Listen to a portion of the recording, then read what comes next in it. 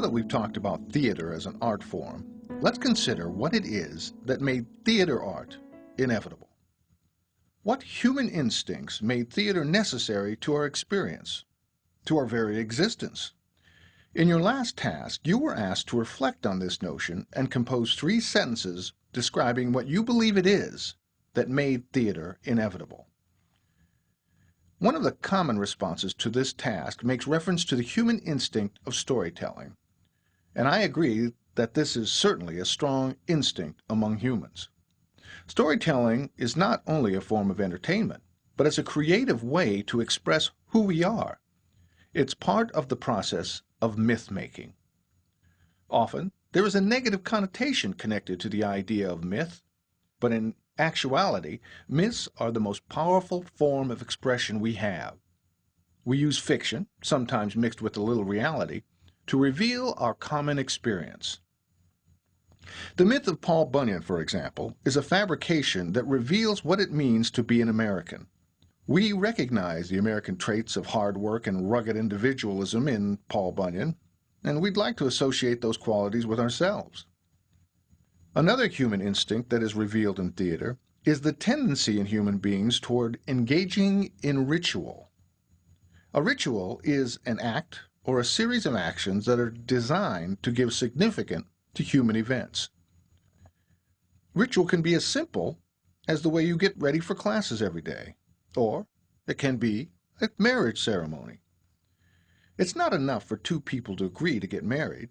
They go through the ritual of a church service in specific dress wear, and go through a series of actions that are designed to set this occasion off from all other occasions.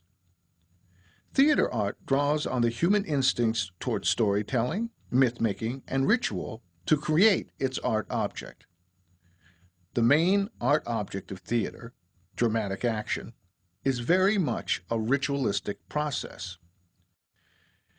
If ritual can be defined as an action or series of actions that is designed to give significance to human events, then it's no wonder that most scholars believe that theater itself sprang from ancient religious rituals. It's believed that the roots of theater arts sprang from the ancient religious ritual known as the dithyrambic chorus. During the ancient Greek period, before the birth of Christ, there existed a ritual where a group of about 50 men, referred to as the chorus, would dance in a circular area which was referred to as the orchestra. And they would sing wild and ecstatic songs in honor of Dionysus, the Greek god of wine and fertility. It was believed that an altar, called the thymele, was situated at the center of the orchestra. Eventually, the dithyrambic chorus evolved to a point that there was a chorus leader who would sing one part of the song in response to the other chorus members.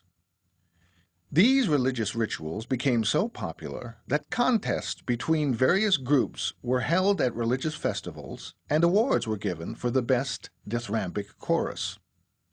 In the 6th century BC, the city Dionysia was instituted as a religious festival in honor of Dionysus.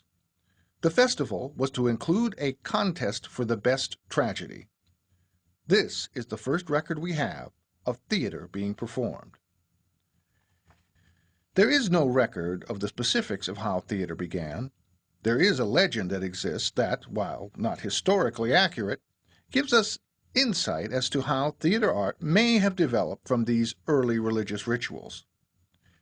Legend has it that a dithyrambic chorus was performing within the orchestra when suddenly one of the chorus members, by the name of Thespius, jumped on the altar and began a dialogue with the chorus leader and the members of the chorus.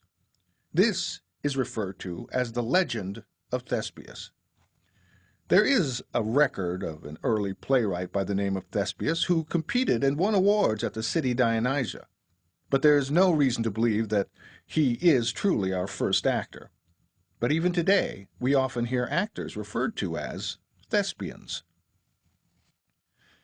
In this legend, we see the seeds of the development of theater arts from a religious ritual. The early tragedies had a single actor who would perform on a stage and engage in dialogue with the chorus leader and members of the chorus. The chorus members remained in the orchestra at all times, and the altar was situated in the middle of the orchestra. The early dithyrambic choruses would be performed in orchestras, temporarily made, perhaps at the bottom of a hill so that many people could watch. As these rituals evolved, it was believed that there was a tent that would rest at one end of the orchestra to accommodate religious artifacts and perhaps serve as a place where entrances and exits could be made.